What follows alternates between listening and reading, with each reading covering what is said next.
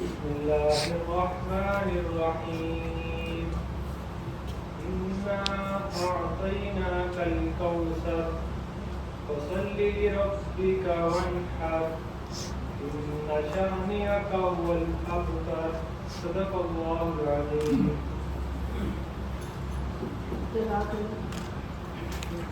I would like to extend a warm welcome to Dr. Nabila Talal, Dr. Tasif Asghar, Dr. Talal Basim, Dr. Sajad Bajwa, Dr. Adil Iftikhar, and Dr. Asad Munir.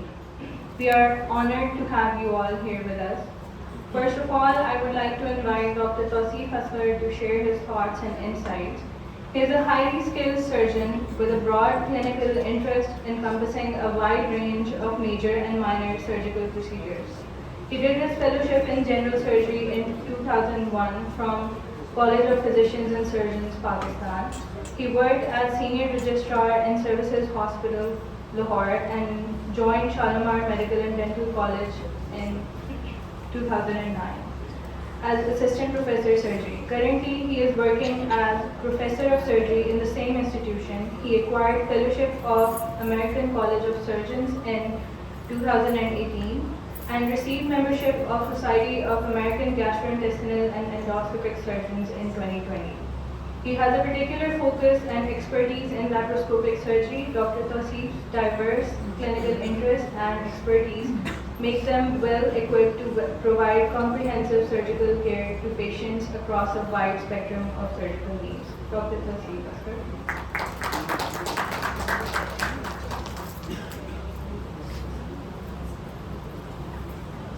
Thank you very much. I would like to welcome the respected speakers, students, and the guests who are present over here.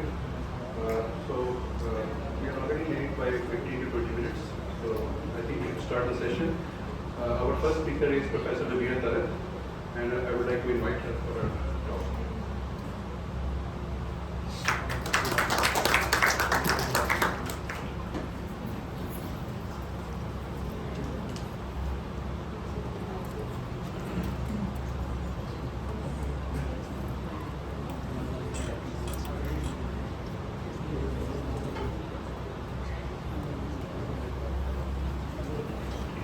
Professor Nabila Talal is a distinguished pediatric surgeon, serves as Dean of Surgery at Children's Hospital Lahore in pediatric oncology and general pediatric surgery.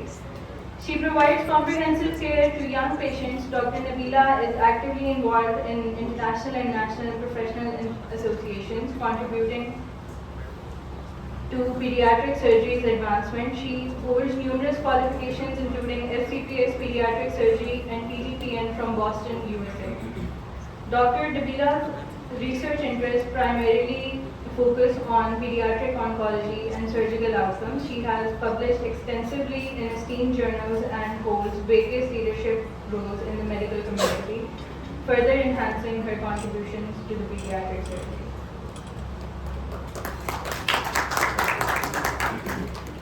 Thank you so much. I'm actually humbled by this introduction. And when I came here, so she said, Madam, I have introduced you, so I was okay. Thank you so much.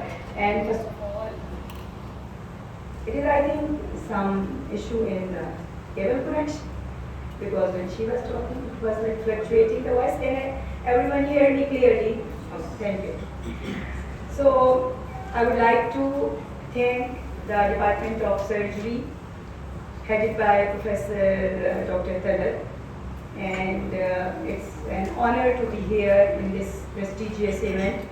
And actually, my teacher and teacher of teacher, Professor Khaja Azim Saab, our mentor and role model for all of us who has worked with him. I worked with him in Mayo Hospital, Lahore, way back in 2000, in North Surgical Ward. And I take pride that he always owns me. Thank you so much, Dr. Talal, for inviting me.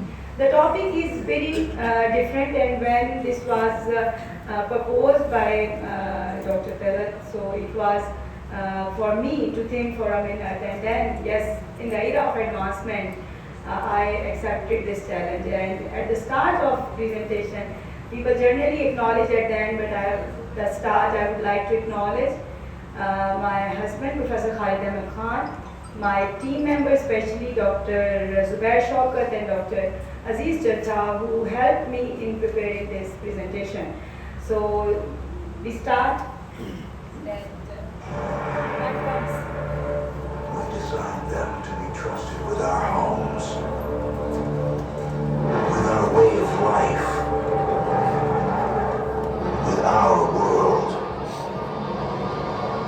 But did we design them to be trusted? So may I ask who has seen this movie? Great. So my introduction has already been done, and I'm from University of Child Health Sciences, and today we are going to talk about the artificial intelligence and robotics in surgery, particularly in pediatric surgery. I have nothing to disclose, and in the next 20 minutes I'm going to touch upon these areas so that at the end at least we could have an impression or an overall understanding that what it is and how it can help us in our day-to-day practice as a surgeon, especially as pediatric surgeon. So I need not feel the describe or definition of the AI, because I think everyone know AI what is? Oh. So rather more than us, the old generation, I think the generation Z is in more knowledge.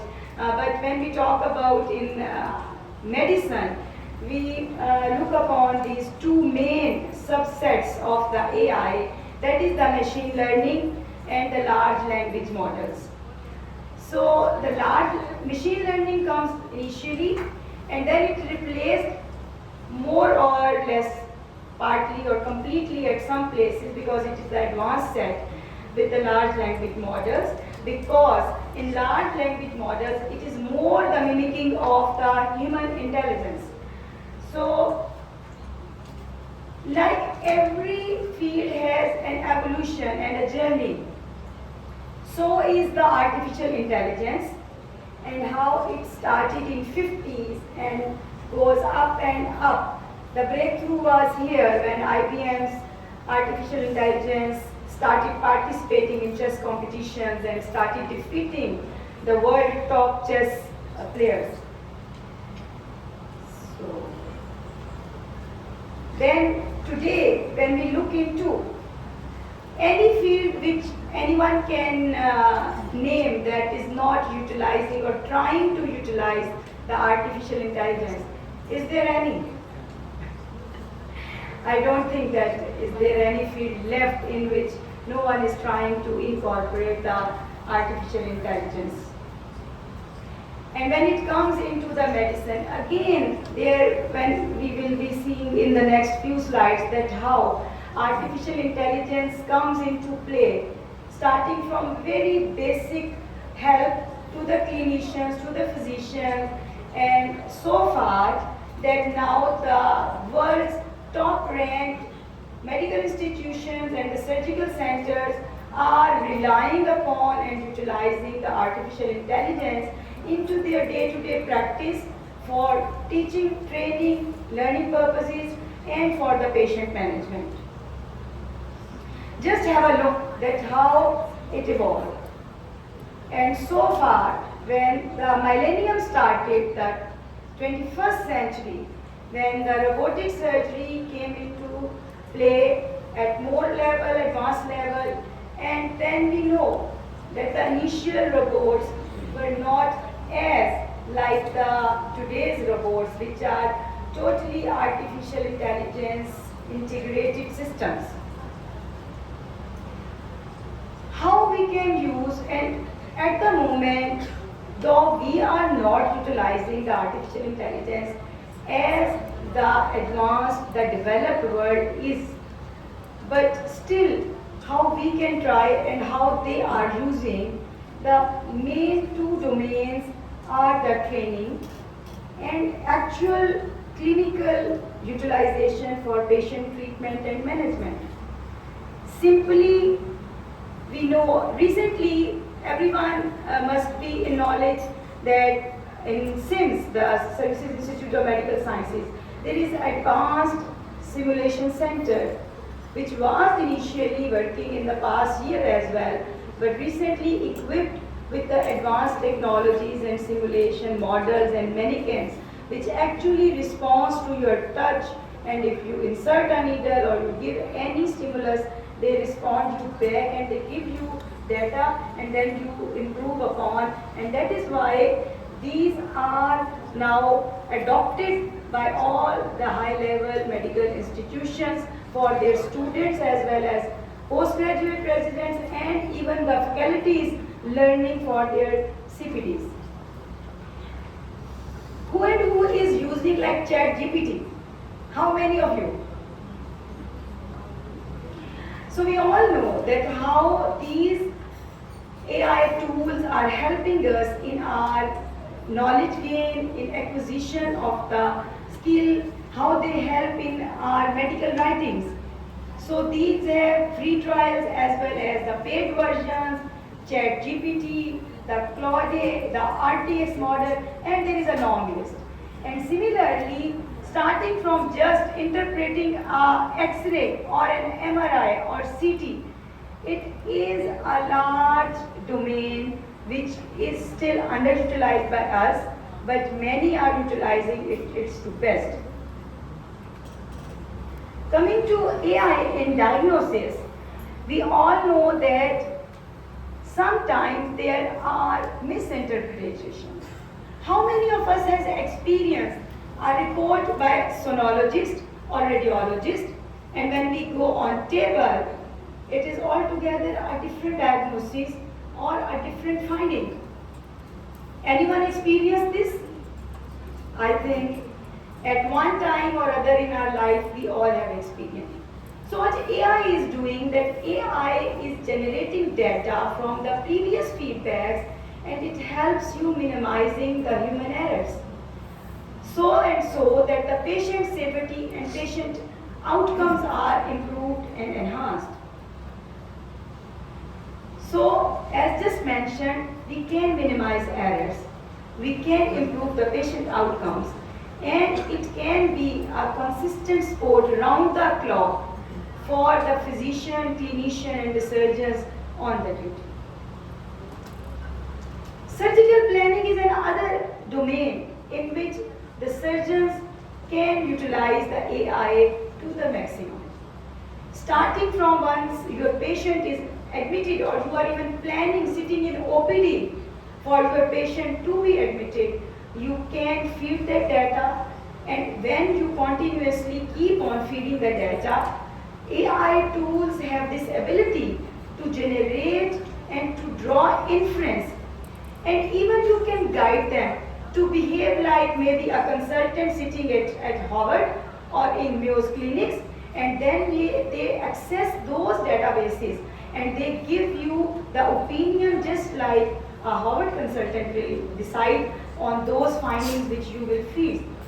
And surgical simulation, we have just talked about the simulation centers, and when you decide on those data sets some decision for the patient, then it can guide you and you can have a chance to just before going on table, you practice that procedure, and in this way you can be of maximum benefit to your patient. Not only pre-operatively as a practice or as a decision maker, rather AI can help you on table as well. Not only in surgical techniques, but also in patient monitoring and minimizing the complication. I have just touched upon the large list which can help you of the tools available right now, and many of them have their free versions. So you all can utilize them, start using them, and there is trial and error basis, but as I have mentioned, you need to train your AI tool. From the very outset, they won't be very helpful for you. The data you will feed them, and the guidance, the commands, the questions you will ask them, then you can train them in future help for your decisions. And for physicians in medical side, these are the tools. And if I talk about particularly in surgery, these are the top 5 tools available right now used by world-ranked surgical centers for their patients and for their faculty. And these are actually helping in decision making, in surgical skill competency enhancement, as well as in patients follow-up and their outcomes. But if we talk about standing here in Pakistan, a lower middle income country, yes, we have an issue of cost. These all are very high cost tools and we cannot use them as whole. But I think here comes the planning.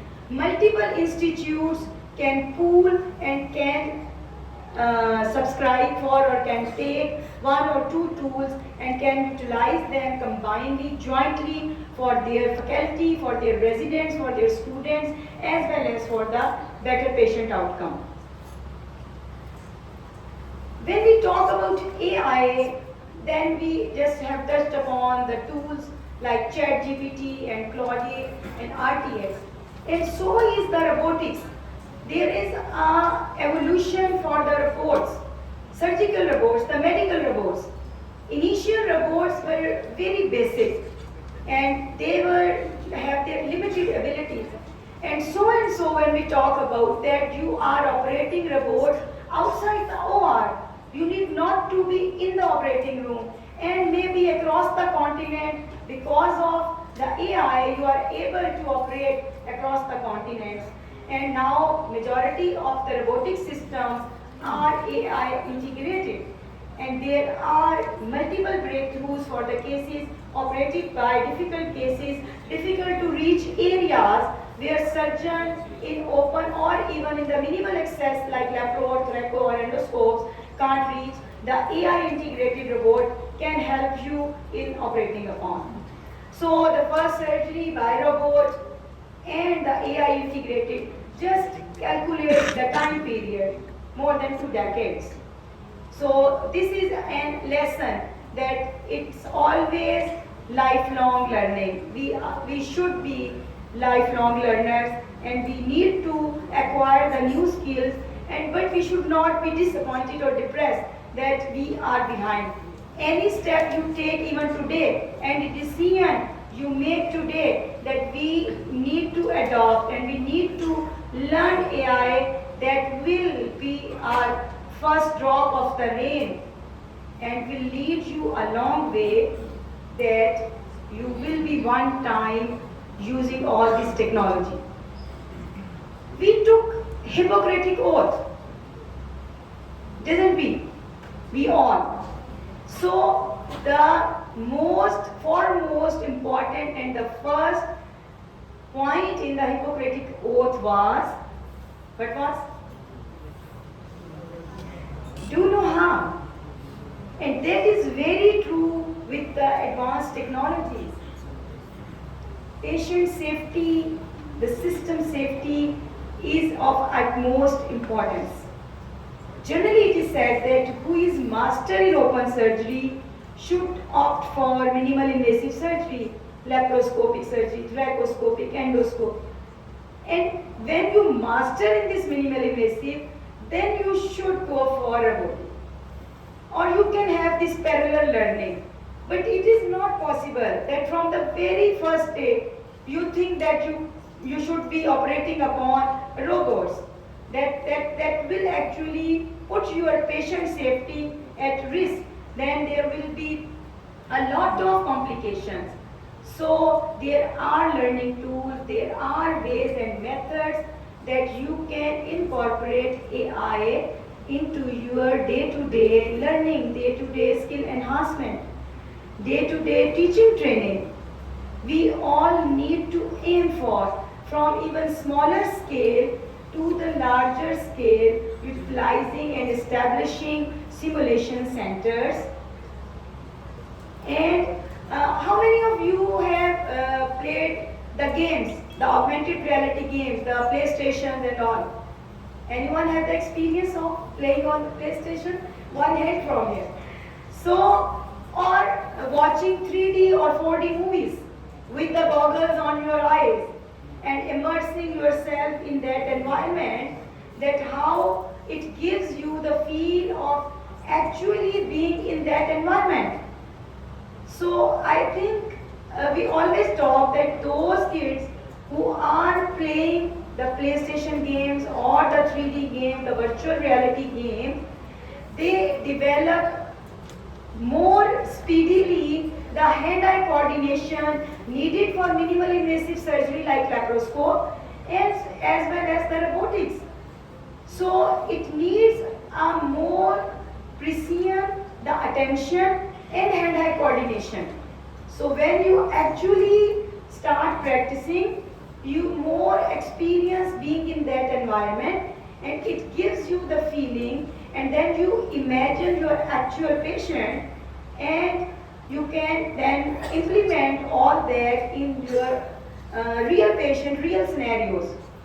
So almost the same replication, whatever we have talked about the surgery, that starting from the teaching training to the actual patient management, inpatient management, the diagnosis as well as the actual treatment, the surgical procedures in the OR. In the coming slide, I will show you that for how this AI can help you in deciding preoperatively as well as in the OR for complicated surgeries like even hepatic resection for hepatic tumors or complicated hepatic surgeries.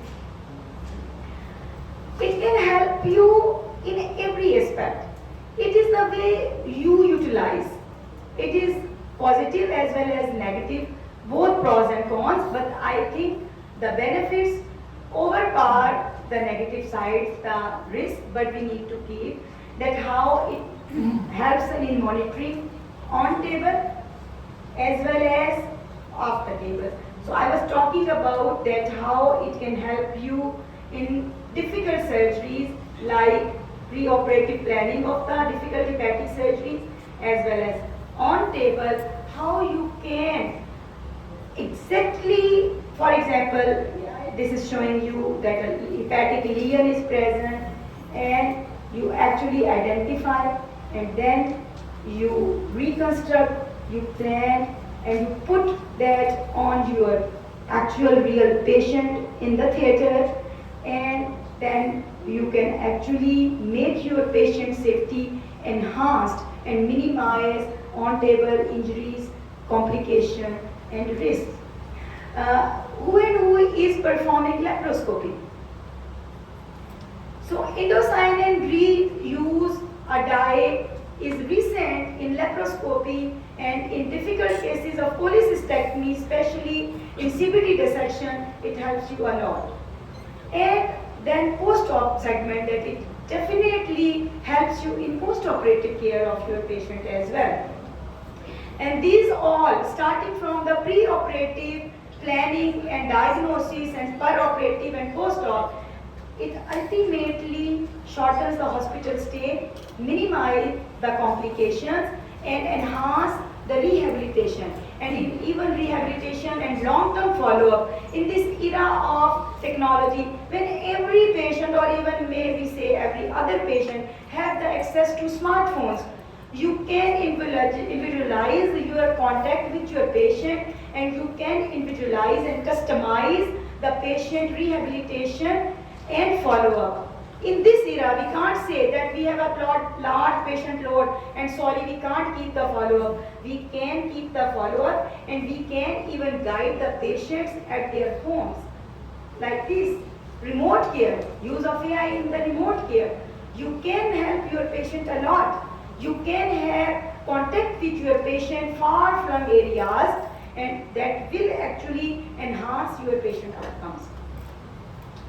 So in the long term, AI can help you manage in managing chronic diseases, in personalizing the treatments, which ultimately improve the quality of life. So important is that are we ready for this? We talk about all this, whatever I have shown you, the utilization in every aspect of our day-to-day medical life, in teaching, training, learning, patient management, in diagnosis and actual outcomes improvement. But are we ready? Definitely, coin has always two sides. So is the AI. AI has its own limitations. And as I have said, the simple rule is train your AI tool. Whatever extent you will feed with the authentic data, whatever extent you will guide your AI tool, so will be the inferences drawn by and the guidance and decisions made by your AI tools. Otherwise, it can misguide you as well. You always need that you train, you feed your AI tool, and technology has its drawbacks and so is the AI. Coming to the limitations of AI in surgery, it is a long list definitely, but it should not stop us from using AI. We need to learn, we need to get ourselves trained in using the AI tools, and the limitations are this. This is the good that we know that these are the limitations, and then we need to learn that how we can avoid the negative effects of these limitations in our own learning, in our own knowledge acquisition, in our competency enhancement, as well as in the patient outcome advancement.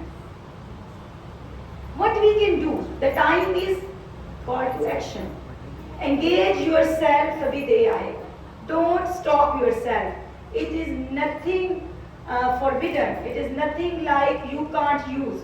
You should use. You should start using, even from the very basics. जैसे अभी मैंने आपसे पूछा AI कितने लोग use कर रहे हैं, Chat GPT, how many of you are using, even the trial version. But when you train even the trial version, it can guide you. There are multiple office assistant AIs, free versions available. You should train them for your medical knowledge, feed them, develop your localized medical data sets. But as I have said, keep consideration of your patient's privacy, the ethics, do no harm, the Hippocratic Oath, do no harm.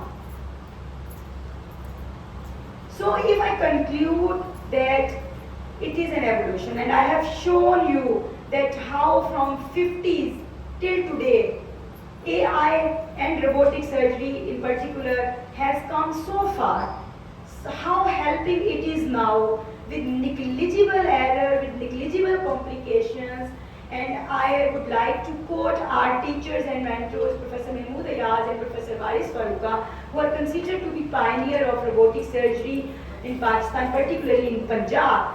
They shared their personal experience that it is almost negligible, 99.99% complication free surgery. But definitely I have quoted, gain your expertise in open and then minimal invasive and then robotics, especially the AI integrated robotics. So there will be soon a time that we will be looking this, the robodocs. So I hope that I have touched upon that how AI, what is AI and how AI can be incorporated in surgery, particularly in pediatric surgery and their different aspects.